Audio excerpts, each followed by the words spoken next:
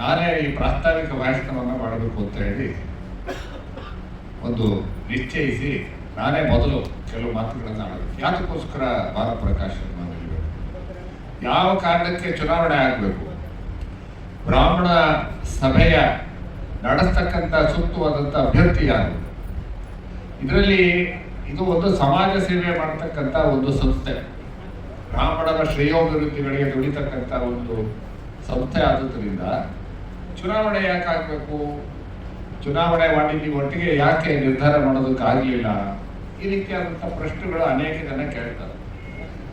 ಇದೊಂದು ಪ್ರಶ್ನೆ ಅಲ್ಲದೆ ಭಾನುಪ್ರಕಾಶ್ ಶರ್ಮಾ ಅವರೇ ಯಾತಕ್ಕಾಗಬೇಕು, ಯಾಕೆ ಬೇರೆ ಯಾವ ಅಭ್ಯರ್ಥಿಯು ಈ ಅಧ್ಯಕ್ಷ ಸ್ಥಾನಕ್ಕೆ ಸೂಕ್ತವಾದಂಥ ಅಭ್ಯರ್ಥಿ ಹೌದೇ ಅಲ್ವೇ, ಈ ಕೆಲವು ಪ್ರಶ್ನೆಗಳು ಜನರ ಮತದಾರರ ಮನಸ್ಸಿನಲ್ಲಿ ಮೂಡೋದು ಸಹಜ.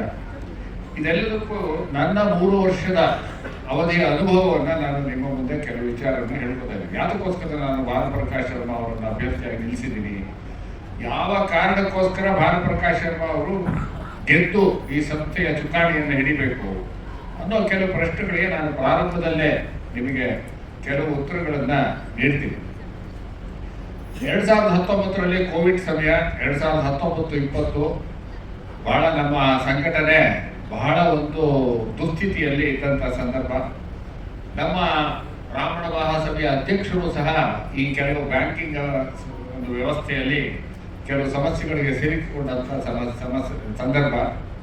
ಈ ಸಂದರ್ಭದಲ್ಲಿ ನಾನು ವಕೀಲ ವೃತ್ತಿ ಮಾಡ್ತಾ ಇದ್ದವರು ಈ ಬ್ರಾಹ್ಮಣ ಸಭೆಯ ಮುಖ್ಯಸ್ಥರನ್ನೆಲ್ಲ ಕರೆದು, ನೀವು ಈ ರೀತಿ ಮಾಡಿದ್ರೆ ನಾವು ಸಮಾಜದಲ್ಲಿ ಬ್ರಾಹ್ಮಣರ ಮುಂದೆನೇ ಅನೇಕ ಜನಕ್ಕೆ ಅಸಮಾಧಾನ, ಈ ರೀತಿಯಾದಂಥ ಪರಿಸ್ಥಿತಿ ಇದೆ, ಬ್ರಾಹ್ಮಣ ಸಂಘಟನೆಯನ್ನ ಅಧ್ಯಕ್ಷರೇ ಈ ರೀತಿಯಾದಂಥ ಸಮಸ್ಯೆಗಳನ್ನ ಸೃಷ್ಟಿ ಮಾಡಿದ್ರೆ ನೀವೆಲ್ಲರೂ ಏನ್ ಮಾಡ್ತಾ ಇದ್ದೀರಾ ಅಂತ ಕೆಲವು ಪ್ರಶ್ನೆಗಳನ್ನ ಹಾಕಿದಾಗ, ಆಗಿರ್ತಕ್ಕಂಥ ವ್ಯಕ್ತಿಗಳು ಇಲ್ಲ, ನಮ್ಮಲ್ಲಿ ಅನೇಕ ಗುಂಪುಗಳಿವೆ, ಈ ಗುಂಪುಗಳಲ್ಲಿ ನಾವು ಒಂದು ಸರ್ವಾನುಮತ ಮಾಡೋದಕ್ಕೆ ಆಗೋದಿಲ್ಲ ಅಂತ ಹೇಳಿ ನೀವೇ ಬನ್ನಿ ಅಂತ ಹೇಳಿ ಎಲ್ಲ ಬಡದವರು ಹೇಳಿದಾಗ ನಾನು ತಾತ್ಕಾಲಿಕವಾಗಿ ಅಧ್ಯಕ್ಷನಾಗಿ ಜವಾಬ್ದಾರಿಯನ್ನು ವಹಿಸ್ಕೊಂಡೆ. ಈ ತಾತ್ಕಾಲಿಕವಾಗಿ ಜವಾಬ್ದಾರಿಯನ್ನು ವಹಿಸ್ಕೊಂಡಂತ ಸಂದರ್ಭದಲ್ಲಿ ಆ ಒಂದು ಸಂಸ್ಥೆಯಲ್ಲಿ ಅನೇಕ ಸಮಸ್ಯೆಗಳಿತ್ತು. ಉದಾಹರಣೆಗೆ ನಮ್ಮ ವಿದ್ಯಾವಾಸಿನಿ ಮಹಿಳಾ ವಿದ್ಯಾರ್ಥಿನಿಯರ ನಿಲಯದಲ್ಲಿ 175 ಜನ ಇರೋ ಕಡೆ ಕೇವಲ 25 ಜನ ವಿದ್ಯಾರ್ಥಿನಿಯರಿದ್ರು. ಕಟ್ಟಡದಲ್ಲೂ ಸಹ ಅನೇಕ ರಿಪೇರಿ ಮಾಡಬೇಕಾದಂಥ ಅವಶ್ಯಕತೆ ಇತ್ತು. ಗಾಯತ್ರಿ ಭವನದಲ್ಲೂ ಸಹ ಲಿಫ್ಟ್ ಕೆಟ್ಟೋಗಿ ವಯಸ್ಸಾದವರು ಮೇಲತ್ತು ಬರೋದಕ್ಕೂ ಒಂದು ಸಂದರ್ಭ ಇತ್ತು. ಹೀಗೆಲ್ಲ ಒಂದು ಅನೇಕ ಸಮಸ್ಯೆಗಳನ್ನೆಲ್ಲ ನೋಡಿ ಕೆಲವು ಬದಲಾವಣೆ ತರಬೇಕು ಅಂತ ಹೇಳಿದಾಗ ನನ್ನ ಜೊತೆಯಲ್ಲಿದ್ದವರು, ನೀವು ಬರೀ ತಾತ್ಕಾಲಿಕವಾದ ಅಧ್ಯಕ್ಷ, ನೀನೇನು ಬದಲಾವಣೆ ಮಾಡೋ ಹಾಗಿಲ್ಲ, ನಿನ್ನ ಜವಾಬ್ದಾರಿ ಬರೀ ಚುನಾವಣೆ ಮಾಡೋದಷ್ಟೇ ಅಂತ ಹೇಳಿ ಯಾವ ಬದಲಾವಣೆಗೂ ಸಹ ಒಪ್ಪಲಿಲ್ಲ. ಹಾಗಂತ ಸಂದರ್ಭದಲ್ಲಿ ನಾನು ಆಯ್ತು ನಾನೇ ಚುನಾವಣೆಗೆ ನಿಲ್ತೀನಿ, ಇದಕ್ಕೆ ಒಂದು ಬದಲಾವಣೆ ಮಾಡಬೇಕು ಅನ್ನೋ ದೃಷ್ಟಿಯಲ್ಲಿ ನಾನು ಚುನಾವಣೆಗೆ ನಿಂತೆ. ಉಳಿದಂಥದ್ದೆಲ್ಲ ನಿಮಗೆ ಗೊತ್ತೇ ಇದೆ. ಅನೇಕ ಜನ ಬೆಂಗಳೂರಿನಲ್ಲಿ ಹೌದೌದು ಬ್ಯಾಂಕಿಂಗಲ್ಲಿ ನಾವು ದುಡ್ಡು ಇಟ್ಕೊಂಡು ಕಳ್ಕೊಳ್ಳೋದಕ್ಕೆ ನಾನೇ ಕಾರಣ ಅನ್ನೋ ರೀತಿಯಲ್ಲಿ, ನಾನೇ ಇವ್ರ ಹತ್ರ ದುಡ್ಡಿಸ್ಕೊಂಡು ನಾನೇ ಕಳ್ಕೊಂಡ್ಬಿಟ್ಟಿದ್ದೇನೆ ಅನ್ನೋ ರೀತಿ ಕೆಲವರು ಆರೋಪವನ್ನು ಮಾಡೋದು. ಅದರಲ್ಲೂ ಸಹ ನಮ್ಮ ವಕೀಲಿ ವೃತ್ತಿಯಲ್ಲಿ ಒಂದು ನಿಯಮ ಇದೆ, ಎಂಥ ಕಳ್ಳತನ ಮಾಡಿರ್ಬೋದು, ಎಂಥ ಆರೋಪಗಳನ್ನು ಮಾಡೋದು. ನಮ್ಮ ಕರ್ತವ್ಯ ಏನು ಅಂದರೆ ಅವರ ಪರವಾಗಿ ಯಾರೇ ಬಂದರೂ ಸಹ ಕಕ್ಷಿಗಾರರಾಗಿ ವಕಾಲತ್ ಹಾಕಬೇಕು ಅಂದರೆ ನಾವು ನಿರಾಕರಣೆ ಮಾಡೋ ಹಾಗಿಲ್ಲ, ನಾವು ಮಾಡಲೇಬೇಕಾಗುತ್ತೆ. ಹಾಗಾಗಿ ನಾನೇ ಕೂತ್ಕೊಂಡು ಜಡ್ಜ್ ಆಗಿ ತೀರ್ಮಾನ ಮಾಡೋದಕ್ಕಾಗೋದಿಲ್ಲ. ಹಾಗಾಗಿ ನನ್ನ ಒಂದು ವಕೀಲಿ ಸಂಸ್ಥೆಯಲ್ಲಿ ಸುಮಾರು ಒಂದು 30 ಜನ ವಕೀಲರು ಕೆಲಸವನ್ನು ಮಾಡ್ತಾರೆ. ನಾನು ಅಧ್ಯಕ್ಷನಾದಂಥ ಸಂದರ್ಭದಲ್ಲಿ ಈ ರೀತಿಯಾದಂಥ ಅನೇಕ ಅಪಪ್ರಚಾರವನ್ನು ನನ್ನ ಮೇಲೆ ಮಾಡಿದ್ರು. ಆದರೂ ದೈವಾನುಗ್ರಹದಿಂದ ನಾನು ಜಯವನ್ನು ಸಾಧಿಸಿದೆ. ಅದಾದ ಮೇಲೆ ಸತತವಾಗಿ ಒಂದು ದಿನ ಬಿಡದಲ್ಲೇ ಇಡೀ ರಾಜ್ಯವನ್ನು ಸುತ್ತಿ ಎಲ್ಲ ಬ್ರಾಹ್ಮಣರ ಸಂಘಟನೆಗೆ ನನ್ನ ಕೈಲಾದಷ್ಟು ಪ್ರಯತ್ನವನ್ನು ಮಾಡಿದೆ. ಯುವರಾಷ್ಟ್ರದಲ್ಲಿ ನಮ್ಮ ಅನೇಕ ಬ್ರಾಹ್ಮಣರೇ ಪ್ರಮುಖವಾಗಿ ಸ್ವಾತಂತ್ರ್ಯ ಸಂಗ್ರಾಮದಲ್ಲಿ ಅನೇಕ ಪ್ರಾಣ ಕಳ್ಕೊಂಡಿದ್ರು. ನಮ್ಮ ಅಜ್ಜನೂ ಸ್ವಾತಂತ್ರ್ಯ ಹೋರಾಟದಲ್ಲಿದ್ದರು, ನಮ್ಮ ತಂದೆಯವರು ಸ್ವಾತಂತ್ರ್ಯ ಹೋರಾಟದಲ್ಲಿದ್ದರು. ಹಾಗಾಗಿ ಯುವರಾಷ್ಟ್ರದಲ್ಲಿ ಎಲ್ಲ ಸಮುದಾಯಗಳನ್ನು ಸೇರಿಕೊಂಡು ಸಿರಿಗೆರೆ ಸ್ವಾಮಿಗಳನ್ನು ಸಹ ಸೇರಿ ಪಾದಯಾತ್ರೆಯನ್ನು ಮಾಡಿದ್ರು. ಸಾವಿರಾರು ಜನ ನಮ್ಮ ಜೊತೆ ಕೈ ಜೋಡಿಸಿದ್ರು. ಹಾಗೆಲ್ಲ ಏನು ಹೇಳಿದ್ರು, ಓಹೋ ಇವರು ಏನು ವಿಧುರಾಶ್ವತ್ವದಲ್ಲಿ ಮಾಡಿರೋದ್ರಿಂದ ಇವರು ಕಾಂಗ್ರೆಸ್ ಪಾರ್ಟಿಯವರು, ಆದ್ದರಿಂದ ಇವರಿಗೆ ಈ ರೀತಿಯಾಗಿ ರಾಜಕೀಯ ಉದ್ದೇಶ ಇದೆ ಅಂತ ಹೇಳಿ ದೂರುದು. ಆಯ್ತು, ಇವ್ರಿಗೇನು ತೊಂದರೆ ಇಲ್ಲ, ಸ್ವಾತಂತ್ರ್ಯ ಯೋಧರಿಗೆ ನಾವು ಗೌರವ ಕೊಡೋದು ನಮ್ಮ ಕರ್ತವ್ಯ, ನಾವು ಮಾಡಿದ್ದೀವಿ. ಅದಾದ ನಂತರ ನಮ್ಮ ಅನೇಕರು ಹೇಳಿದ್ರು ಶುಕ್ಲ ಯಜುರ್ವೇದ ಮತ್ತು ಕೃಷ್ಣ ಯಜುರ್ವೇದ ಅಂತ ನಿಮ್ಗೆ ಗೊತ್ತಿದೆ. ಶುಕ್ಲ ಯಜುರ್ವೇದಿಗಳೆಲ್ಲ ಯಾಜ್ಞವಲ್ಕರು, ಅವರು ಅನೇಕ ಕಷ್ಟದಲ್ಲಿದ್ದಾರೆ ಅಂತ ಹೇಳಿದಾಗ ನಾವು ಶೃಂಗೇರಿ ಗುರುಗಳನ್ನೇ ಪ್ರಾರ್ಥನೆ ಮಾಡಿ ಶೃಂಗೇರಿಯ ಶಾರದಾಂಬನವರ ದೇವಸ್ಥಾನದ ಮುಂದೆನೆ 15,000 ಶುಕ್ಲ ಯಜುರ್ವೇದಿಗಳನ್ನು ತಗೊಂಡು ಬೃಹತ್ ಸಮಾವೇಶವನ್ನು ಮಾಡಿದ್ವಿ. ನೋಡಿ, ವಿಪರ್ಯಾಸ ಅಂದ್ರೆ ನಾನು ಸಮಾವೇಶ ಮಾಡಬೇಕಾದ್ರೆ ಇದೇ ಕೆಲವರು ಜನ ಇದೇ ಸಮುದಾಯಕ್ಕೆ ಶುಕ್ಲ ಯಜುರ್ವೇದ ಸಮುದಾಯಕ್ಕೆ ಸೇರಿದವರು ಸಮುದಾಯಕ್ಕೆ ಬಹಿಷ್ಕಾರ ಹಾಕಬೇಕು ಅಂದ್ರು. ಯಾರೂ ಸಹ ಶುಕ್ಲ ಯಜುರ್ವೇದಿಗಳ ಸಮಾವೇಶವನ್ನು ಮಾಡಿರಲಿಲ್ಲ. ಶೃಂಗೇರಿ ಗುರುಗಳೇ ಹೇಳಿದ್ರು, ಸುರೇಶ್ವರಾಚಾರ್ಯರೇ ಮೊದಲನೇ ಗುರುಗಳೇ ಶುಕ್ಲ ಯಜುರ್ವೇದಿಗಳು, ನಾವು ಶುಕ್ಲ ಯಜುರ್ವೇದಿಗಳಿಗೆ ಒಂದು ವೇದ ಪಾಠಶಾಲೆಯನ್ನ ಮಾಡ್ತೀವಿ ಅಂತ ಹೇಳಿ ಎಂಥ ಒಂದು ಸುವರ್ಣ ಅವಕಾಶ ಅಂತ ಹೇಳಿದ್ರೆ ಶಾರದಾಂಬ ದೇವಸ್ಥಾನದ ಮುಂದುಗಡೆನೆ ಸಹ ಈ ರೀತಿಯಾದಂತಹ ಒಂದು ದೊಡ್ಡ ಸಮಾವೇಶ ನಡೀತಕ್ಕಂಥ ಒಂದು ಸಂದರ್ಭ ನಮಗೆ ಅವಕಾಶ ಇದೆ. ಅದಾದ ನಂತರ ನಾನು ಚುನಾವಣೆಗೆ ನಿಂತಾಗ ಒಂದು ಆಶ್ವಾಸನೆಯನ್ನು ಕೊಟ್ಟಿದ್ದೆ. ನಾನು ಮಹಿಳೆಯರನ್ನ ಇಡೀ ಕರ್ನಾಟಕದಲ್ಲಿ ಎಲ್ಲ ಮಹಿಳೆಯರನ್ನ ಸಂಘಟನೆ ಮಾಡಿ ಮಹಿಳಾ ಸಮಾವೇಶವನ್ನು ಮಾಡ್ತೀರಿ ಅನ್ನೋ ಒಂದು ಆಶ್ವಾಸನೆಯನ್ನು ಕೊಟ್ಟಿದ್ದೆ. ಅದನ್ನು ನೆರವೇರಿಸೋದಕ್ಕೋಸ್ಕರ ಶೃಂಗೇರಿಯ ಶಂಕರ ಮಠದಲ್ಲಿ ಮತ್ತೊಮ್ಮೆ 2 ದಿನದ ಮಹಿಳಾ ಸಮಾವೇಶವನ್ನು ಮಾಡಿ ಇವತ್ತು ಪ್ರತಿಯೊಂದು ಜಿಲ್ಲೆಯಲ್ಲೂ ಸಹ ಮಹಿಳಾ ಸಂಘಟನೆ ಅತ್ಯಂತ ಸಶಕ್ತವಾಗಿದೆ. ಯಾರು ಹೋದರೂ ಸಹ ಪ್ರತಿಯೊಂದು ಜಿಲ್ಲೆಯಲ್ಲೂ ಸಹ ಮಹಿಳೆಯರು ಮುಂದೆ ಬಂದಿದ್ದಾರೆ. ಇದಾದ ನಂತರ ಸುಮಾರು 1 ಕೋಟಿ ರೂಪಾಯಿ ಹಣವನ್ನು ಖರ್ಚು ಮಾಡಿ ಗಾಯತ್ರಿ ಭವನವನ್ನು ಜೀರ್ಣೋದ್ಧಾರ ಮಾಡಿದೆ. ನಮ್ಮ ವಸತಿ ವಿದ್ಯಾರ್ಥಿನಿಯರ ನಿಲಯದಲ್ಲಿ ಅನೇಕ ರಿಪೇರಿಗಳನ್ನು ಮಾಡಿದೆ. ಸೋಲಾರ್ ಪವರ್ನ ಇನ್ಸ್ಟಾಲ್ ಮಾಡಿ ಸೋಲಾರ್ ಪವರ್ ಇಂದ ಇಡೀ ಒಂದು ಕಟ್ಟಡ ನಡೀತಕ್ಕಂಥ ಸರ್ಕಾರದಿಂದ ಗ್ರಾಂಟ್ ಅನ್ನು ತಂದು ಸುಮಾರು 7.5 ಲಕ್ಷ ಗ್ರಾಂಟ್ ಅನ್ನು ಕೊಟ್ಟರು. ಅನೇಕ ಕಂಪನಿಗಳಿಂದ CSR ಫಂಡ್ ನಾವು ತಂದ್ವಿ. ಕರ್ನಾಟಕ ಬ್ಯಾಂಕ್ನವರು ಒಂದು ಸುಮಾರು ಸಾರಿ 2-3 ಸಾರಿ 10 ಲಕ್ಷ ರೂಪಾಯಿಯನ್ನು ನಮಗೆ ಕೊಡುಗೆಯಾಗಿ ಕೊಟ್ಟರು. ಇವತ್ತಿನ ದಿನ ನಮ್ಮ ವಿದ್ಯಾವಾಸಿನಿ ವಿದ್ಯಾರ್ಥಿನಿಯರ ವಸತಿ ನಿಲಯದಲ್ಲಿ ಇವತ್ತು ಸಾವಿತ್ರಿ ರಮೇಶ್ ಅವರಿದ್ದಾರೆ.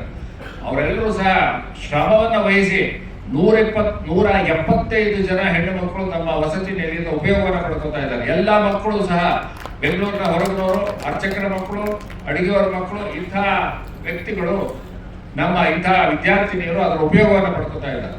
ಇದಲ್ಲದೆ ನಾನು ನಮ್ಮ ಕರ್ನಾಟಕದಿಂದ ಹೋಗಿ ಡೆಲ್ಲಿಯಲ್ಲಿ ನೆಲೆಸಿರ್ತಕ್ಕಂಥ ಒಂದು ಕುಟುಂಬದ ಒಂದು ಸಹಕಾರವನ್ನು ಪಡೆದು ಸುಮಾರು 50 ಲಕ್ಷವನ್ನ ಒಂದು ಕಾರ್ಪಸ್ ಫಂಡ್ ಅನ್ನು ನಾನು ಸೃಷ್ಟಿ ಮಾಡಿದೆ. ಈ ಕಾರ್ಪಸ್ ಫಂಡ್ ಅಲ್ಲಿ ಇಟ್ಟು ಯಾರು ಅಡುಗೆಯವ್ರ ಮಕ್ಕಳು ಮತ್ತು ಬಡವರು ಯಾರಿದ್ದಾರೆ ಇವರಿಗೆ ಹಾಸ್ಟೆಲ್ ಫೀಸ್ ಕಟ್ಟೋದಕ್ಕಾಗಲ್ಲ. ಪ್ರತಿ ತಿಂಗಳು 4,000 ರೂಪಾಯಿ ಹಾಸ್ಟೆಲ್ ಹಣವನ್ನ ಕಟ್ಟಬೇಕು. ಆ ದೃಷ್ಟಿಯಲ್ಲಿ ಯಾರು ಕಟ್ಟೋಕ್ಕಾಗೋದಿಲ್ಲೋ ಅದಕ್ಕೆ ಆ ಫಂಡಿಂದ ಸ್ಕಾಲರ್ಶಿಪ್ ಕೊಡ್ತಕ್ಕಂಥ ವ್ಯವಸ್ಥೆಯನ್ನು ನಾವು ಮಾಡಿದ್ವಿ. ಇದೇ ನಮ್ಮ ಹಳಿಯಾಳ ಹತ್ರ ಒಂದು ಬ್ರಹ್ಮಚೈತನ್ಯ ವಿದ್ಯಾಮಂದಿರ ಅನ್ನೋ ಕಡೆ ಸುಮಾರು ಒಂದು 30-40 ಜನ ಬಡ ಮಕ್ಕಳು ಅಧ್ಯಯನವನ್ನು ಮಾಡ್ತೇವೆ. ಆ 30-40 ಜನ ಬಡ ಮಕ್ಕಳಿಗೂ ಸಹ ನಾವು ಹಣ ಸಹಾಯ ಮಾಡ್ತಕ್ಕಂಥ ವ್ಯವಸ್ಥೆಯನ್ನು ಮಾಡಿದ್ವಿ. ಸ್ಕಾಲರ್ಶಿಪ್ ಪ್ರೋಗ್ರಾಮ್ ಮಾಡಿದ್ವಿ. ಪ್ರತಿಭಾ ಪುರಸ್ಕಾರದ ಒಂದು ಕಾರ್ಯಕ್ರಮವನ್ನು ಮಾಡಿದ್ವಿ. ಇಷ್ಟಲ್ಲದೆ ನಾವು ಕೊನೆಗೆ ಇನ್ನೇನು ನನ್ನ ಅವಧಿ ಸುಮಾರು ಈ ತಿಂಗಳ ಡಿಸೆಂಬರ್ ಜನವರಿ ಹೊತ್ತಿಗೆ ಮುಗಿತಾ ಇತ್ತು. ಆ ಸಂದರ್ಭದಲ್ಲಿ ನಾನು ಶೃಂಗೇರಿಗೆ ಹೋದಾಗ ಗುರುಗಳು ಕೇಳಿದ್ರು, ಯಾಕೆ ಕುಂದಾಪುರದಲ್ಲಿ ಸಮಾವೇಶ ಆಯಿತು,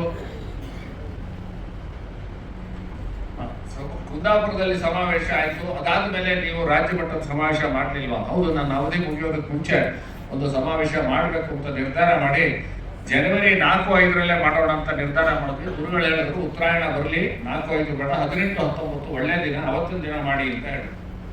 ಆ 2 ದಿನ ಮಾಡಿದ್ರೆ ಯಾರು ಕೆಲವರು ಏನ್ ಹೇಳಿದ್ರು, ನಿಮ್ದು ಅವಧಿ ಆಗೋಗಿದೆ, ನೀವು ಯಾವ ಕಾರಣಕ್ಕೋಸ್ಕರ ಸಮಾವೇಶ ಮಾಡ್ತೀರಾ, ನೀವು ಜಾಗ ಬಿಟ್ಟು ಹೊರಡಿ, ನೀವು ಕುರ್ಚಿಯನ್ನ ಬಿಟ್ಟು ಹೋಗಿ ಅನ್ನೋದು ರೀತಿಯಲ್ಲಿ ಮಾತಾಡೋದು. ನಾನು ಹೇಳಿದೆ, ನಮ್ಮ ಬ್ರಾಹ್ಮಣರ ಒಂದು ಸಂಘಟನೆಗೆ ಯಾವ ರೀತಿ ಸಮಾವೇಶ ಆಗಬೇಕು, ಒಂದು ಮಾದರಿ ಸಮಾವೇಶ ಆಗಬೇಕು, ಇದನ್ನ ಮಾಡಿ ನಾನು ತೆರಳ್ತೀನಿ ಅಂತ ಹೇಳಿ ಇವರೆಲ್ಲರೂ ಹೋಗಿ ನನ್ನ ಇದರಲ್ಲಿ ಕೋಆಪರೇಟಿವ್ ಡಿಪಾರ್ಟ್ಮೆಂಟ್ ಅಲ್ಲಿ ದೂರನ್ನ ಕೊಟ್ಟರು. ನಾನು ಆಮೇಲೆ ಮಂತ್ರಿಗಳಾದಂಥ ಸಹಕಾರಿ ಮಂತ್ರಿಗಳೇ ನಮ್ಮ ಮನೆಗೆ ಬಂದರು, ಏನಾಗಬೇಕು ಅಂತ ಹೇಳಿ ನಾನು ಅವ್ರಿಗೆ ಹೇಳಿದೆ, ಇದು ಸಮಾವೇಶ ಮಾಡ್ತೀವಿ, ಚುನಾವಣೆ ಮಾಡ್ತೀವಿ ಅಂದರೆ ಈ ರೀತಿಯಾದಂಥ ವ್ಯಕ್ತಿಗಳು ವಾಚಾಗೋಚರವಾಗಿ ನನ್ನನ್ನು ಬೈದರು. ಏನು ನೀವು ಹೋಗಿ ಹೇಳಿ, ಯಾಕೆಂದರೆ ನಮಗೆ ಈ ಬೈಗಳ ಮಾಡಬೇಕಾದ್ರೆ ಅವ್ರ ಜೊತೆಗೆ ನಾನು ಮಾಡೋದಕ್ಕಾಗೋದಿಲ್ಲ, ಅವರ ಜೊತೆಗೆ ಅವ್ರ ಮಟ್ಟಕ್ಕೆ ಇಳಿಯೋದಕ್ಕಾಗೋದಿಲ್ಲ. ಅದಾದ ನಂತರ ನಾನು ಇಡೀ ಕರ್ನಾಟಕದಲ್ಲಿ ಎಲ್ಲ ಬ್ರಾಹ್ಮಣರು ಒಟ್ಟಾಗಿ ಹೋಗಬೇಕು ಅಂತ ದೃಷ್ಟಿಯಲ್ಲಿ ನಾನು ಇಡೀ ಕರ್ನಾಟಕದಲ್ಲಿ ಬೆಳಗಾವಿಗೆ ಹೋದೆ, ಹುಬ್ಬಳ್ಳಿಗೆ ಹೋದೆ, ಅಗಡಿ ಆನಂದವನಕ್ಕೆ ಹೋಗಿ ಅಲ್ಲಿ ಅವರನ್ನು ಆಹ್ವಾನಿಸಿದೆ. ಈಗ ಹೋಗ್ಬೇಕಾದಾಗ ಒಬ್ಬ ಗುರುಗಳು ಈ ಶುಕ್ಲವೈದ್ಯವೇದಿ ಸಮುದಾಯಕ್ಕೆ ಸೇರಿದವರು, ನೀವು ನನ್ನನ್ನು ಕರೆದಿಲ್ಲ, ನಾನು ಇನ್ನೂ ಕರಿತಾನೆ ಇದ್ದೆ, ಅಂದ್ರೆ ಇನ್ನೂ ತೀರ್ಮಾನ ಆಗಿರಲಿಲ್ಲ ಯಾರ್ಯಾರು ಗುರುಗಳು ಬರ್ತಾರೆ ಅಂತ ಹೇಳಿ. ಅಷ್ಟರಲ್ಲೇ ನಾವು ಬಹಿಷ್ಕಾರ ಹಾಕ್ತೀನಿ ಅಂತ ಹೇಳಿದ್ರು. ಬಹಿಷ್ಕಾರ ಹಾಕ್ತೀನಿ ಅಂತ ಹೇಳಿದಾಗ ನಾನು ಆಯ್ತು, ನಾನು ನೀವು ಕೇಳ್ಕೊಂಡಿದ್ರೆ ನಾನು ಅವರನ್ನು ಕರಿತಾ ಇದ್ದೆ. ಶ್ರೀಪಾದ ರಾಯರ ಮಠದ ಸ್ವಾಮಿಗಳು ಭಕ್ತರು ಬಂದು ಹೇಳಿದ್ರು ನಮ್ಮ ಸ್ವಾಮಿಗಳನ್ನ ಕರೀರಿ ಅಂತ. ಕೊನೆ ನಿಮಿಷದಲ್ಲಿ ಅವರನ್ನು ಕರೆದು. ಆದರೆ ಇವ್ರು ಹೋಗಿ ಹುನಗುಂದ ಕೋರ್ಟ್ನಲ್ಲಿ ಹೋಗಿ ಸಮಾವೇಶ ಮಾಡಬಾರ್ದು, ಇವರು ಸಮಾವೇಶದ ಕರಪತ್ರವನ್ನು ಹಂಚಬಾರದು ಅಂತ ಹೇಳಿ ಒಂದು ಇಂಜೆಕ್ಷನ್ ದಾವ ಹಾಕೋದು. ಆ ಇಂಜೆಕ್ಷನ್ ದಾವ ಹಾಕಿದಂಥ ವ್ಯಕ್ತಿ ಅದಾದ ಮೇಲೆ ನಾನು ಧಾರವಾಡದ ಹೈಕೋರ್ಟಲ್ಲಿ ಅದನ್ನು ಸ್ಟೇ ಮಾಡಿಸ್ತೇವೆ. ಸಮಾವೇಶದ ಹಿಂದಿನ ದಿನ ಇವರು ಕೆಲವು ವ್ಯಕ್ತಿಗಳು, ಹೆಸರು ಹೇಳೋದಕ್ಕೆ ಇಷ್ಟಪಡೋದಿಲ್ಲ, ಯಾಕೆ ಹೇಳಬೇಕು ಅನ್ನೋ ದೃಷ್ಟಿಯಲ್ಲಿ, ಆಮೇಲೆ ಇವರು ಕೆಲವು ವ್ಯಕ್ತಿಗಳು ಮತ್ತೆ ಇನ್ನೊಂದು ನ್ಯಾಯಾಲಯಕ್ಕೆ ಹೋಗಿ ಕರಪತ್ರ ಹಂಚಬಾರದು ಅನ್ನೋ ಒಂದು ಆದೇಶವನ್ನು ತಂದರು.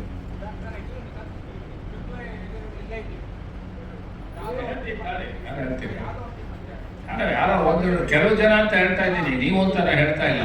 ಆದ್ರೆ ಏನು ವಿಚಾರ ಗೊತ್ತಲ್ಲ. ಆಯ್ತು, ನೀವು ಕುತ್ಕೊಳ್ಳಿ.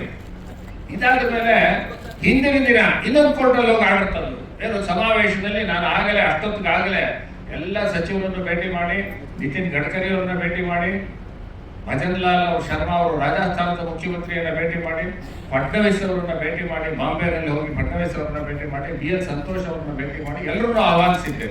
ಕಾಂಗ್ರೆಸ್ ಸರ್ಕಾರದಲ್ಲಿ ಮುಖ್ಯಮಂತ್ರಿಗಳನ್ನು ಆಹ್ವಾನಿಸಿದ್ದೆ, ನಮ್ಮ ಅನೇಕ ಸಚಿವರನ್ನು ಆಹ್ವಾನಿಸಿದ್ದೆ. ಅವರೆಲ್ಲರೂ ಸಹಕಾರವನ್ನು ಕೊಟ್ಟರು. ಹಿಂದಿನ ದಿನ ಪೊಲೀಸ್ ಕಮಿಷನರ್ಗೆ ಕಂಪ್ಲೇಂಟ್ ಕೊಟ್ಟರು, ಈ ಸಮಾವೇಶ ಮಾಡಬಾರದು ಅಂತ ಹೇಳಿದಂಥ ವ್ಯಕ್ತಿ ನಾನು ಪೊಲೀಸ್ ಕಮಿಷನರ್ಗೆ ಹೇಳಿದ್ರೆ ನಿಮಗೇನು ಸಂಬಂಧ, ಸಮಾವೇಶ ನಾವು ಮಾಡೇ ಮಾಡ್ತೀವಿ ಅಂತ ಹೇಳಿ ನಾನು ಜೋರು ಮಾಡಿದ್ಮೇಲೆ ಅವ್ರು ಸುಮ್ಮನಾಗಿ ಹೋದ್ರು. ಈ ರೀತಿಯಾದಂಥ ತೊಂದರೆ ಕೊಟ್ಟಂತ ವ್ಯಕ್ತಿಗಳು ಯಾವ ರೀತಿ ಬ್ರಾಹ್ಮಣ ಸಂಘಟನೆಯನ್ನ ಮಾಡ್ತಾರೆ, ಎಲ್ಲರನ್ನೂ ತೆಗೆದುಕೊಂಡು ಹೋಗ್ಬೇಕು ಒಟ್ಟಿಗೆ ಅಂತ ಹೇಳಿ ಹಿಂದಿನ ಅಭ್ಯರ್ಥಿಗಳು, ಹಿಂದೆ ನನ್ನ ವಿರುದ್ಧ ನಿಂತ ಅಭ್ಯರ್ಥಿಗಳನ್ನು ಕರೆದು ಸಮಾವೇಶದ ಉಪಾಧ್ಯಕ್ಷರು ಅಂತ ನಾನು ಮಾಡಿದೆ. ಸಮಾವೇಶದ ಉಪಾಧ್ಯಕ್ಷರು ಅಂತ ಮಾಡಿದ್ರೆ, ಹಾಗೆ ಮಾಡಿದ ಸಮಾವೇಶದ ಉಪಾಧ್ಯಕ್ಷರು ಹಿಂದೆ ನಿಂತ ಒಬ್ಬ ಅಭ್ಯರ್ಥಿ ಆತ ಬರಲೇ ಇಲ್ಲ, ಸಮಾವೇಶಕ್ಕೆ ಬರಲೇ ಇಲ್ಲ. ಹೀಗೆ ಆದಂತ ಸಂದರ್ಭದಲ್ಲಿ ನಾನು ಯೋಚನೆ ಮಾಡಿದೆ, ಇವತ್ತಿನ ದಿನ ನಾನು ಸಮಾವೇಶ ಮಾಡಿ ಗೌರಿಶಂಕರ್ ಅವರು ದಯವಿಟ್ಟು ವೇದಿಕೆ ಮೇಲೆ ಬರಬೇಕು. ಅವರು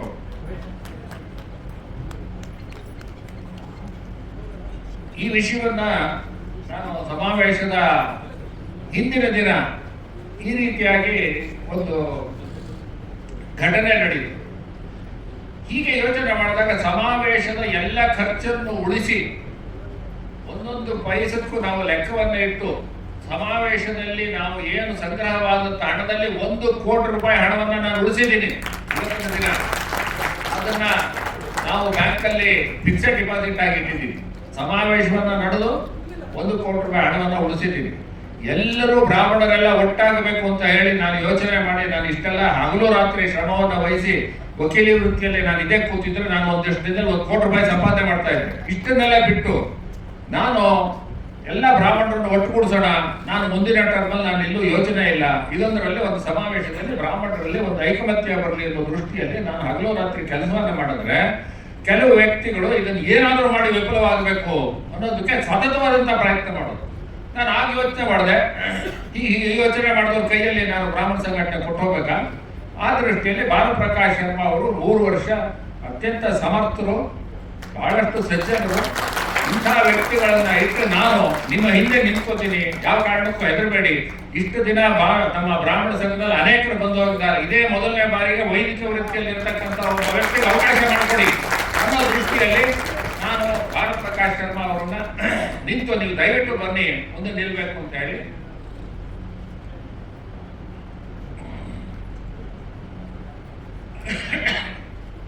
ಅವರನ್ನು ಒಪ್ಪುತ್ತೆ. ಭಾನುಪ್ರಕಾಶ್ ಶರ್ಮಾ ಅವರು ಅನೇಕ ಇಲ್ಲ ಅಮೆರಿಕಕ್ಕೆ ಹೋಗ್ಬಿಡ್ತಾರೆ, ಅಮೆರಿಕಕ್ಕೆ ಹೋಗೋದಿಲ್ಲ, ಎಲ್ಲೂ ಹೋಗೋದಿಲ್ಲ, ಸತತವಾಗಿ ಇಲ್ಲೇ ಇದ್ದು ನಮ್ಮ ಜೊತೆ ಕೆಲಸ ಮಾಡಿದ್ದಾರೆ. ಎಲ್ಲೋ ಕೂತ್ಬಿಟ್ಟು ಇಲ್ಲದ ಸೋಷಿಯಲ್ ಮೀಡಿಯಲ್ಲಿ ಬರ್ಸ್ಕೊಂಡ್ಬಿಟ್ರೆ ಆಗೋದಿಲ್ಲ. ದಿನನಿತ್ಯ ನಾವು ಮಾಡ್ತಕ್ಕಂಥ ಕೆಲಸದಲ್ಲಿ ನಮ್ಗೆ ಕೈ ಜೋಡಿಸಿದ್ದಾರೆ ಭಾನುಪ್ರಕಾಶ್ ಶರ್ಮಾ ಅವರು. ಶ್ರೀರಂಗಪಟ್ಟಣದಲ್ಲಿ ಅನೇಕ ಸಂಘಟನೆಗಳನ್ನು ಮಾಡಿದ್ದಾರೆ. ಅವರ ಒಂದು ಕಾರ್ಯದಕ್ಷತೆ ನೋಡೇ ನಾನು ಭಾನುಪ್ರಕಾಶ್ ಶರ್ಮಾ ಅವರನ್ನ ನಿಲ್ಲಿಸಿದ್ದೀವಿ. ಏನಾದರೂ ಈ ಮುಂದೆ ಬ್ರಾಹ್ಮಣರ ಒಂದು ಸಂಘಟನೆಯ ನೇತೃತ್ವ ಇಟ್ಕೊಂಡು ಶುದ್ಧ ಚಾರಿತ್ರರಾಗಿರ್ಬೇಕು ಮೊದಲನೇದಾಗಿ. ಅದಲ್ಲದೆ ಇವರಿಂದ ತೊಂದರೆ ಆಗ್ತಕ್ಕಂಥ ಕೆಲವರು ಬ್ರಾಹ್ಮಣ ಸಂಘಟನೆಯನ್ನೇ ಯಾವಾಗಲೂ ಅವರೇ ವ್ಯಕ್ತಿಗಳಿರ್ಬೇಕು. ಕೆಲವು ವ್ಯಕ್ತಿಗಳು ಅವ್ರು ಇರಲೇಬೇಕು, ಯಾವಾಗಲೂ ಅವರೇ ಇರಬೇಕು. ಹೊಸಬರಿಗೆ ಯಾಕೆ ಅವಕಾಶ ಮಾಡಿಕೊಡ್ಬಾರ್ದು? ಆ ದೃಷ್ಟಿಯಲ್ಲಿ ಬ್ರಾಹ್ಮಣ ಸಂಘಟನೆ ಜೊತೆ ಇಲ್ಲ ಅಂದ್ರೆ ಅವ್ರಿಗೇನು ಬೇರೆ ವೃತ್ತಿನೇ ಇಲ್ಲದಂತ ಒಂದು ಸಂದರ್ಭ ಆಗೋಗಿದೆ. ನಾನು ಬಂದಂತ ಸಂದರ್ಭದಲ್ಲಿ ಸಮಾವೇಶದಲ್ಲಿ ಮೋಹನ್ದಾಸ್ ಪೈ ಅವರು ಬಂದಿದ್ರು. ಒಂದು 25 ಜನ ಇಂಡಸ್ಟ್ರಿಯಲಿಸ್ಟ್ ಯಾವತ್ತೂ ಬ್ರಾಹ್ಮಣ ಸಂಘಟನೆ ಬರದೇ ಇದ್ದವರನ್ನ ನಾನು ಕೈ ಜೋಡಿಸಿ ಸೇರಿಸಿದ್ದೆ. ಅವ್ರು ಈಗಾಗಲೇ ನಮಗೆ ಮಾತನ್ನ ಕೊಟ್ಟಿದ್ದಾರೆ, ನೀವು ಯಾವುದೇ ಕೆಲಸ ಹೇಳಿದ್ರು ನಾವು ನಿಮಗೆ ಸಹಕಾರವನ್ನ ಕೊಡ್ತೀವಿ, ನಿಮ್ಮ ಜೊತೆ ಕೈ ಜೋಡಿಸ್ತೀವಿ ಅಂತ ಹೇಳಿ ಸಮಾವೇಶವನ್ನ ಇವತ್ತಿನ ದಿನ ಇಡೀ ಭಾರತದಲ್ಲೇ ಅಲ್ಲ ಪಾಶ್ಚಾತ್ಯ ದೇಶದಲ್ಲೂ ಸಹ ನಾವೇನಾದ್ರು ಮಾಡ್ಬೋದಾ, ನಮ್ಮ ಕೈಲಾದಂತ ಒಂದು ಸಹಾಯವನ್ನ ನಾವು ಮಾಡೋದು ತಯಾರಿದ್ದೀವಿ ಅಂತ ಹೇಳಿದ್ವಿ. ನಾನು ಯಾರನ್ನು ನಿಲ್ಲಿಸಬೇಕಾದಂತ ಒಂದು ಯೋಚನೆನೇ ಇರಲಿಲ್ಲ. ಆದ್ರೆ ಈ ಸಮಾವೇಶದಲ್ಲಿ ಎಲ್ಲರನ್ನೂ ಕರೆದೆ, ಬನ್ನಿ ನೀವು ಬನ್ನಿ, ಎಲ್ಲರೂ ಬನ್ನಿ, ಕೈ ಜೋಡಿಸಿ ಮಾಡೋಣ, ಇದೇ ನನ್ನ ಮನೆ ಕೆಲಸ ಅಲ್ಲ, ಬ್ರಾಹ್ಮಣ ಸಂಘಟನೆಗೋಸ್ಕರ ನಾವು ಮಾಡೋದು ಅಂದ್ರೆ ಈ ಸಮಾವೇಶ ವಿಫಲವೇ ಆಗಬೇಕು, ಇದು ಸರಿಯಾಗಿ ಆಗಬಾರದು ಅಂತ ಕೆಲವು ಶಕ್ತಿಗಳು ಕೆಲಸ ಮಾಡೋದು. ಅದೇ ಶಕ್ತಿಗಳು ಇವತ್ತಿನ ದಿನ ಒಂದು ಚುನಾವಣೆಯಲ್ಲಿ ಪ್ರಮುಖ ಸ್ಥಾನದಲ್ಲಿ ಇದ್ದಾರೆ. ಎಲ್ಲರೂ ಇದ್ರ ಬಗ್ಗೆ ನಾನೇನು ಹೇಳೋದಿಲ್ಲ, ಅಭ್ಯರ್ಥಿ ಬಗ್ಗೆ ನಾನು ಹೇಳಲ್ಲ, ಆದ್ರೆ ಅವ್ರ ಹಿಂದೆ ಇರ್ತಕ್ಕಂಥ ವ್ಯಕ್ತಿಗಳಲ್ಲಿ ಪ್ರಮುಖರು ಇದೇ ವ್ಯಕ್ತಿಗಳು ಇದ್ದಾರೆ. ನಾನು ಆ ಕಾರಣಕ್ಕೆ ಯೋಚನೆ ಮಾಡಿದೆ, ನನ್ನ ಜವಾಬ್ದಾರಿ ಏನು ಬಿಟ್ಟು ಹೋಗ್ಬಿಡ್ತೀನಿ, ನನಗೇನು ಅವಶ್ಯಕತೆ ಇಲ್ಲ, ನಾನು ಬ್ರಾಹ್ಮಣ ಸಂಘಟನೆಯಲ್ಲಿ 3 ವರ್ಷ ಕೆಲಸ ಮಾಡಿದ್ದೀನಿ, ನನ್ನ ಜವಾಬ್ದಾರಿ ಏನು ಮುಂದೆ ಬರ್ತಕ್ಕಂಥ ಸರಿಯಾದಂತ ವ್ಯಕ್ತಿಗೆ ಕೊಟ್ಟು ಹೋಗ್ತೀನಿ, ಜವಾಬ್ದಾರಿ ಕೊಡಬೇಕು, ಆತ ಜವಾಬ್ದಾರಿಯನ್ನು ಸರಿಯಾಗಿ ನಡೆಸೋದಕ್ಕೆ ಬೆಂಬಲವಾಗಿ ನಾನು ನಿಂತ್ಕೋತೀನಿ ಅನ್ನೋ ದೃಷ್ಟಿಯಲ್ಲಿ ನಾನು ಕೆಲವರು ಹೇಳಿದ್ರು, ನೀವು ಅಧ್ಯಕ್ಷರು ನ್ಯೂಟ್ರಲ್ ಆಗಿರ್ಬೇಕು, ತಟಸ್ಥರಾಗಿರ್ಬೇಕು, ನೀವು ಯಾವುದೇ ಒಂದು ಒಬ್ಬನ ಪರವಾಗಿರಬಾರ್ದು ಅಂತ ಹೇಳಿದ್ರು. ನಾನು ಇದೆಲ್ಲ ನೋಡಿ ಈ ರೀತಿಯಾದಂಥ ವ್ಯಕ್ತಿಗಳ ನಡವಳಿಕೆಯನ್ನು ನೋಡಿ ಬೇಜಾರಾಗಿ ಉತ್ತಮವಾದಂಥ ವ್ಯಕ್ತಿನ ತರಬೇಕು, ನನ್ನ ಜವಾಬ್ದಾರಿ ಬರೀ ಇಲ್ಲಿಗೆ ಆಗೋದಿಲ್ಲ, ನನ್ನ ಜವಾಬ್ದಾರಿ ಉತ್ತಮವಾದಂಥ ವ್ಯಕ್ತಿಗೆ ಅಧ್ಯಕ್ಷ ಸ್ಥಾನಕ್ಕೆ ಕೂರಿಸ್ಬೇಕು. ಯಾರು ಈಗ ಇವತ್ತಿನ ದಿನ ಅನೇಕರು ಟೀಕೆ ಮಾಡೋದು, ಭಾನುಪ್ರಕಾಶ್ ಶರ್ಮಾ ಬೇಜಾರಾದ್ರು, ಏನು ಅಪ್ರಕರಣವನ್ನು ಮಾಡ್ತಾರೆ. ಇಲ್ಲ ಸ್ವಾಮಿ, ನಾ ಹೇಳಿದೆ, ನಾವು ಬದುಕಿದ ಬ್ರಾಹ್ಮಣರಿಗೆ ಇರೋದ್ರಲ್ಲಿ ಪ್ರಮುಖವಾದ ಕೆಲಸ ಅಪರಕರ್ಮವೇ ನಮಗೆ ಪ್ರಮುಖವಾದಂತ ಕೆಲಸ. ಆ ಕೆಲಸಕ್ಕಿಂತ ದೊಡ್ಡ ಕೆಲಸ ಯಾವ್ದಿದೆ? ಸತ್ತ ಮೇಲೆ 4 ಜನ ಹೆಡ ಎತ್ತಕ್ಕೆ ಬರೋದಿಲ್ಲ, ಆ ತರ ನೋಡಿ ಮಾಡ್ತಕ್ಕಂಥ ಸೇವೆ ಮಾಡ್ತಾ ಇದ್ದೀರಾ. ಅವರು ಮಾಡ್ತಾ ಇದ್ದಾರೆ, ಕಾವೇರಮ್ಮನವರು ಮಾಡ್ತಾ ಇದ್ದಾರೆ, ಅದಕ್ಕಿಂತ ದೊಡ್ಡ ಪುಣ್ಯದ ಕೆಲಸ ಯಾವ್ದಿದೆ? ಆ ದೃಷ್ಟಿಯಲ್ಲಿ ಮೊದಲ ಬಾರಿಗೆ ಒಬ್ಬ ವೈದಿಕರನ್ನ ಚುನಾಯಿಸ್ತಕ್ಕಂಥ ಒಂದು ಅವಕಾಶ ನಾವು ಬ್ರಾಹ್ಮಣರಿಗೆ ಒದಗಿಸ್ಕೊಟ್ಟಿದ್ದೀವಿ. ನಾವು ಆರ್ಥಿಕವಾಗಿ ಶಕ್ತಿ ಇಲ್ಲದಲೇ ಇರ್ಬೋದು, ಅಂದ್ರೆ ನಮ್ಮ ಅಭ್ಯರ್ಥಿಗೆ ಆರ್ಥಿಕವಾಗಿ ಶಕ್ತಿ ಇಲ್ಲದಲೇ ಇರ್ಬೋದು, ಆದ್ರೆ ಅವರಿಗೆ ದೈವ ಬಲ ಇದೆ, ಭಗವಂತನ ಗುರುಗಳ ಕೃಪೆ ಇದೆ, ಅವರು ಗೆಲ್ಲೋದ್ರಲ್ಲಿ ಆಗಲೇ ಗುರುಗಳು ಅವ್ರಿಗೆ ಆಶೀರ್ವಾದವನ್ನು ಮಾಡಿದ್ದಾರೆ. ದಿನನಿತ್ಯ ಅವರು ಅನೇಕ ಬಾರಿ ಹೇಳ್ತಾರೆ, ನಾನು ಗಾಯತ್ರಿಯ ಒಂದು ಶಕ್ತಿ ನನಗಿದೆ ಅಂತ. ಈ ಕಾರಣಕ್ಕೋಸ್ಕರ ನಾವು ಭಾನುಪ್ರಕಾಶ್ ಶರ್ಮಾ ಅವ್ರಿಗೂ ಅಧ್ಯಕ್ಷರಾಗಬೇಕು ಅನ್ನೋ ಏನು ಅಂಥ ವಾಂಛೆ ಇರಲಿಲ್ಲ. ನಾವು ಸಜ್ಜನರು ಬರಬೇಕು, ಒಳ್ಳೆ ಜನ ಇರಬೇಕು. ಆ ದೃಷ್ಟಿಯಲ್ಲಿ ನಾವು ಭಾನುಪ್ರಕಾಶ್ ಶರ್ಮಾ ಅವರನ್ನ ಈ ಸಾರಿ ವೈದಿಕರು, ಸಂಘಟನಾ ಚತುರರು, ಸಜ್ಜನರು ಎಲ್ಲರ ಜೊತೆ ಒಳ್ಳೆಯ ಒಂದು ಸಂಪರ್ಕವನ್ನು ಇಟ್ಕೊಂಡಿರ್ತಕ್ಕಂಥ ವ್ಯಕ್ತಿ, ಎಲ್ಲ ಗುರುಗಳ ಆಶೀರ್ವಾದವನ್ನು ಪಡೆದಂಥ ವ್ಯಕ್ತಿ. ಇಂಥ ವ್ಯಕ್ತಿ ಚುನಾಯಿತರಾದರೆ ನಮ್ಮ ಬ್ರಾಹ್ಮಣರಿಗೆ ಸಮಾಜದಲ್ಲಿ ಗೌರವ ಸಿಗುತ್ತೆ. ಯಾರ್ಯಾರೋ ಎಲ್ಲರೂ ಬಂದು ನಿಂತ್ಕೊಂಡ್ಬಿಟ್ರೆ ಬ್ರಾಹ್ಮಣರಿಗೆ ಗೌರವ ಸಿಗೋದಿಲ್ಲ. ಉತ್ತಮವಾದಂಥ ವ್ಯಕ್ತಿ ಬಂದ್ರೆ ಎಲ್ಲೇ ಹೋದ್ರು ಅವರು ನೋಡಿದ್ರೆ ಜನ ಕಾಲಿ ಬೀಳ್ತಾರೆ. ಯಾಕೆಂದ್ರೆ ಅವ್ರು ಮಾಡಿರ್ತಕ್ಕಂಥ ಅಷ್ಟು ಒಂದು ಅವರ ಅಂತಃಶಕ್ತಿ, ಯಾರ ಒಂದು ದೈವದ ಒಂದು ಆಶೀರ್ವಾದ ಆಗಿರ್ತಕ್ಕಂಥ ದೃಷ್ಟಿಯಲ್ಲಿ ನಾವು ಭಾನುಪ್ರಕಾಶ್ ಶರ್ಮಾ ಅವ್ರು ನಿಲ್ಸಿದ್ದೀನಿ. ಇದು ನನ್ನ ಹಿನ್ನೆಲೆ. ಯಾಕೋಸ್ಕರ ನೀವು ಹೋಗ್ಬೇಕಾದ್ರೆ ನೀವು ಹೋಗ್ಬಿಡ್ಬೇಕಾಗಿತ್ತು, ನೀವು ಮುಂದೆ ನಿಲ್ತಾ ಇರಲಿಲ್ಲ. ನೀವು ಯಾತಕ್ಕೆ ಒಬ್ಬ ಅಭ್ಯರ್ಥಿನ ಇಟ್ಕೊಂಡು ಇಲ್ಲಿ ಮಧ್ಯದಲ್ಲಿ ರಾಜಕೀಯ ಮಾಡ್ತಿದ್ದೀರಾ ನೀವು ಕೇಳ್ಬೋದು. ನಾನು ಕೇಳೋದೇನು ಅಂತ ಹೇಳಿದ್ರೆ, ನನ್ನ ದೃಷ್ಟಿ ವಿಪ್ರರಿಗೆ ಒಳ್ಳೇದಾಗಲಿ ಅನ್ನೋ ದೃಷ್ಟಿಯಲ್ಲಿ ಮಾಡಿದ್ದೀನಿ. ಇವತ್ತಿನ ದಿನ 3 ಕೋಟಿ ರೂಪಾಯಿ ಇದ್ದಂತ ನಾನು ತಗೊಂಡಾಗ ರಾಘವೇಂದ್ರ ಬ್ಯಾಂಕಲ್ಲಿ 1 ಕೋಟಿ ರೂಪಾಯಿ ಹಣ ಇಟ್ಟದ್ದು ಕಳೆದೋಯ್ತು. 3 ಕೋಟಿ ರೂಪಾಯಿಂದ ಇವತ್ತಿನ ದಿನ 7.25 ಕೋಟಿ ರೂಪಾಯಿ ಹಣವನ್ನು ನಾನು ಸಂಗ್ರಹಿಸಿದ್ದೀನಿ. ಇದಲ್ಲದೆ ಹಾವೇರಿಯಲ್ಲಿ ನಮ್ಮ ಅಲ್ಲಿರ್ತಕ್ಕಂಥ ಶಾಸಕರನ್ನ ಮನವೊಲಿಸಿ ಉತ್ತರ ಕರ್ನಾಟಕದ ಭಾಗದಲ್ಲಿ ಒಂದು ಬ್ರಾಹ್ಮಣರ ಒಂದು ಸಂಘಟನೆ ಆಗಬೇಕು ಅನ್ನೋ ದೃಷ್ಟಿಯಲ್ಲಿ ನಾವು ಹಾವೇರಿಯಲ್ಲಿ ಒಂದು 13 ಗುಂಟೆಯಷ್ಟು ಸಿವಿಕ್ ಕಮ್ಯುನಿಟಿ ಸೈಟನ್ನ ಖರೀದಿ ಮಾಡಿದ್ವಿ. ಬೆಂಗಳೂರಲ್ಲೂ ಸಹ ಕೆಲವು ಯೋಜನೆಗಳಿದೆ. ನಮ್ಮ ರಾಘವೇಂದ್ರ ಭಟ್ರು ಮನಸ್ಸು ಮಾಡಿದ್ರೆ ಬೆಂಗಳೂರು ದಕ್ಷಿಣದಲ್ಲಿ ಹೇಗೆ ಗಾಯತ್ರಿ ಭವನ ಇದೆಯೋ, ಬೆಂಗಳೂರು ಉತ್ತರದಲ್ಲೂ ಸಹ ಮಹಾಲಕ್ಷ್ಮೀಪುರ ಬ್ರಾಹ್ಮಣ ಸಂಘಕ್ಕಾಗಿ ಒಂದು ಒಳ್ಳೆ ಕೋರ್ಟ್ನಲ್ಲಿ ತೀರ್ಮಾನ ಆಗಿ ಒಂದು ಜಮೀನು ಅವರಿಗೆ ಅವಕಾಶ ಸಿಕ್ಕಿದೆ. ಗೋಪಾಲಯ್ಯನವರು ಮಾಡಿಸ್ಕೊಟ್ಟಿದ್ದಾರೆ. ನಾನು ಹೇಳಿದೆ, ನೀವು 1 ಫ್ಲೋರ್ ನೀವು ಮಾಡಿ, ನಾವು 1 ಫ್ಲೋರ್ ದುಡ್ಡು ಹಾಕಿ ನಾವು ಮಾಡ್ತೀವಿ. ಬೆಂಗಳೂರು ಉತ್ತರ ಭಾಗದಲ್ಲಿ ಮಹಾಲಕ್ಷ್ಮೀಪುರದಲ್ಲಿ ಒಂದು ನಾವು ಮಾಡೋಣ. ಇವತ್ತಿನ ದಿನ ಬೆಂಗಳೂರು ದಕ್ಷಿಣದಲ್ಲೇ ಹೆಚ್ಚು ಸಂಖ್ಯೆ ಮತದಾರರಿದ್ದವರು ಇವತ್ತಿನ ದಿನ ಎಲ್ಲ ಕಡೆ ಇದ್ದಾರೆ ಅನ್ನೋ ದೃಷ್ಟಿಯಲ್ಲಿ ನಾವು ಆ ದೃಷ್ಟಿಯಲ್ಲಿ ಇದೆಲ್ಲ ಯೋಜನೆಗಳಿದೆ. ಬಾಗಲಕೋಟೆಯಲ್ಲೂ ಸಹ ನಮ್ಮ ಅಲ್ಲಿನ ಸಚಿವರು ನಾನು ಹೋದಾಗ ಹೇಳಿದ್ರು, ನಿಮಗೆ ಬಾಗಲಕೋಟೆಯಲ್ಲಿ ಬೇಕಾದ್ರೂ ಜಾಗ ಕೊಡಿಸ್ತೀನಿ ಅಂತ ಹೇಳೋದು. ಉತ್ತರ ಕರ್ನಾಟಕದ ಪ್ರತಿಯೊಂದು ಜಿಲ್ಲೆಯಲ್ಲೂ ಪ್ರವಾಸ ಮಾಡಿದ್ದೀನಿ. ನಮ್ಮ ಸಮಾವೇಶದಲ್ಲಿ ಇಡೀ ಉತ್ತರ ಕರ್ನಾಟಕದಿಂದ ಅನೇಕ ಜನ ಸಮಾವೇಶದಲ್ಲಿ ಭಾಗವಹಿಸಿದ್ದು ನೀವೇ ನೋಡಿದ್ದೀವಿ. ಹೀಗಾಗಿ ನಾವು ಸ್ವಲ್ಪ ರಾಜಕೀಯ ಇಚ್ಛಾಶಕ್ತಿಯನ್ನ ನಾವು ಮಾಡಬೇಕು, ಪ್ರದರ್ಶನ ಮಾಡಬೇಕು. 1974ರಲ್ಲಿ ನಮ್ಮ ಒಂದು ಸಂಸ್ಥೆ ಪ್ರಾರಂಭ ಆಯಿತು. 40,000 ಸದಸ್ಯರಿದ್ರು. ಇವತ್ತಿನ ದಿನ 65ರಿಂದ 70,000 ಜನ ಸದಸ್ಯರು. ನನ್ನ ಒಂದೇ ಅವಧಿಯಲ್ಲಿ ಸುಮಾರು 30,000 ಜನ ಹೆಚ್ಚು ಜನ ಸದಸ್ಯರಾಗಿದ್ದಾರೆ. ಆ ದೃಷ್ಟಿಯಲ್ಲಿ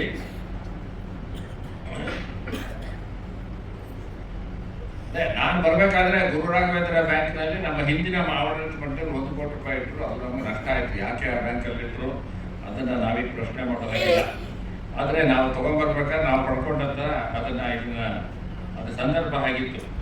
ಹಾಗೆ ಇದಲ್ಲದೆ ನಮ್ಮ ಇವತ್ತಿನ ದಿನ ವೇದಿಕೆಯಲ್ಲಿ ರಘುರಾಮ್ ವಾಜಪೇಯಿ ಅವರು ಬಂದಿದ್ದಾರೆ. ಅವ್ರಿಗೂ ಸಹ ನಮ್ಮ ಸ್ವಾಗತ. ಮೈಸೂರಿನ ಎಲ್ಲಿ ಆಳ್ವ ಅವರು ಬಂದಿದ್ದಾರೆ, ಅವ್ರಿಗೂ ಸಹ ನಮ್ಮ ಸ್ವಾಗತ. ವೆಂಕಟೇಶ್ವರ ಮಠ ಮೇಲ್ಕೋಟೆ ಇವರು ಸಹ ಬಂದಿದ್ದಾರೆ.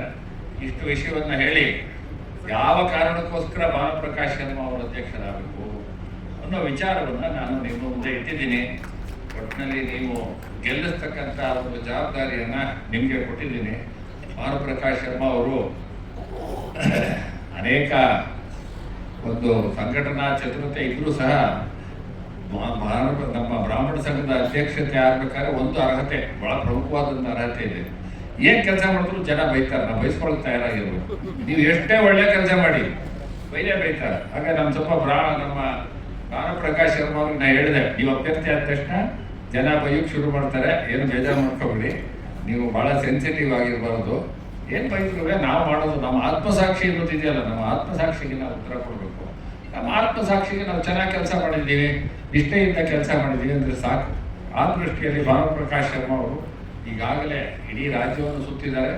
ನಾನೀಗಾಗಲೇ ಇಡೀ ರಾಜ್ಯದ ಉತ್ತರ ಕರ್ನಾಟಕ ಭಾಗದಲ್ಲಿ, ಉದಾಹರಣೆ ಕೊಪ್ಪಳದಲ್ಲಿ 100 ಜನ ಸದಸ್ಯರಿದ್ದರು. 100 ಜನರಿಂದ 1500 ಜನ ಸದಸ್ಯರನ್ನ ನಾನು ಕೊಪ್ಪಳ ಒಂದೇ ಜಿಲ್ಲೆಯಲ್ಲಿ ಮಾಡಿದ್ದೀನಿ. ಮೈಸೂರಲ್ಲಿ 4000 ಜನ ಸದಸ್ಯರಾಗಿದ್ದಾರೆ 2000ದಿಂದ. ಶಿವಮೊಗ್ಗದಲ್ಲಿ 4000 ಸದಸ್ಯರಾಗಿದ್ದಾರೆ. ಹೀಗೆ ಎಲ್ಲ ಜಿಲ್ಲೆಗಳಲ್ಲೂ ಸಹ ಆಗಿದ್ದಾರೆ. ಬೆಂಗಳೂರಿನಲ್ಲಿ ಸುಮಾರು ಬರೀ ಬೆಂಗಳೂರು ದಕ್ಷಿಣದಲ್ಲೇ 21,000 ಜನ ಸದಸ್ಯರು ಇದ್ದಾರೆ. ಹಾಗಾಗಿ ಸದಸ್ಯರು ಜನ 50 ಜನ ಅಖಿಲ ಕರ್ನಾಟಕ ಬ್ರಾಹ್ಮಣ ಸದಸ್ಯ ಆಗ್ತೀನಿ ಅಂತ ಬಂದಿದ್ದಾರೆ. ಇದಲ್ಲದೆ ಮೆಡಿಕಲ್ ಫೀಲ್ಡ್ ಅಲ್ಲಿ ನಾವು 30 ಆಸ್ಪತ್ರೆ ಜೊತೆ ಒಡಂಬಡಿಕೆ ಮಾಡಿಕೊಂಡು ಬ್ರಾಹ್ಮಣರಿಗೆ ರಿಯಾಯಿತಿ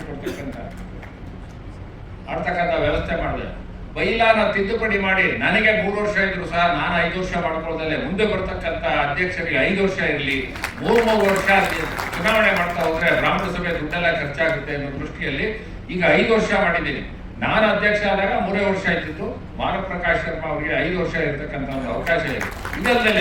ಇಷ್ಟಲ್ಲದೆ ಇದು ಅಖಿಲ ಕರ್ನಾಟಕ ಬ್ರಾಹ್ಮಣ ಮಹಾಸಭೆ ನಿಜವಾದಂಥ ಕರ್ನಾಟಕದಾದ್ಯಂತ ಇರಬೇಕು ಅಂತ ಪ್ರತಿಯೊಂದು ಜಿಲ್ಲೆಗೂ ಸಹ ಒಬ್ಬ ಪ್ರತಿನಿಧಿಯನ್ನ ಕಳಿಸ್ಕೊಡ್ತಕ್ಕಂಥ ವ್ಯವಸ್ಥೆಯನ್ನ ನಾವು ಮಾಡಿದ್ದೀವಿ. ಇಷ್ಟು ಅನೇಕ ಬದಲಾವಣೆಗಳನ್ನ ನಾವು ಮಾಡಿದ್ದೀವಿ. ಇದೇ ತಿಂಗಳು 23ನೇ ತಾರೀಕು ನಮ್ಮ ಜನರಲ್ ಬಾಡಿ ಮೀಟಿಂಗ್ ಇದೆ. ಏಪ್ರಿಲ್ 13ರಂದು ಚುನಾವಣೆ ನಡೀತಾ ಇದೆ. ನೀವೆಲ್ಲರೂ ದಯವಿಟ್ಟು ಎಲ್ಲ ಚುನಾವಣೆ ಆಗೋದು ಚಂದ್ರಶೇಖರ ಭಾರತಿ ಕಲ್ಯಾಣ ಮಂಟಪ, ದಕ್ಷಿಣದ್ದು ಇದೇ APS ಕಾಲೇಜಲ್ಲೇ ಚುನಾವಣೆ ಆಗುತ್ತೆ. ಬೆಂಗಳೂರು ಉತ್ತರ ಮತ್ತು ಬೆಂಗಳೂರು ಕೇಂದ್ರ ಅನ್ನೋದು APS ಕಾಲೇಜು ರಾಯರಾಯ ಚೌಟ್ರಿಯಲ್ಲಿ ಚುನಾವಣೆ ಆಗುತ್ತೆ. ನೀವೆಲ್ಲರೂ ಬಂದು ನಮ್ಮ ಭಾನುಪ್ರಕಾಶ್ ಶರ್ಮಾ ಅವ್ರನ್ನ ಜಯಶೀಲರನ್ನಾಗಿ ಮಾಡಿದ್ರೆ ನಿಮ್ಮ ಒಂದು ನಂಬಿಕೆಯನ್ನು ಉಳಿಸ್ಕೊಳ್ತಕ್ಕಂಥ ಕೆಲಸವನ್ನು ಮಾಡ್ತಾರೆ ಅಂತ ಇಷ್ಟು ಹೇಳಬೇಕಾಗಿದೆ.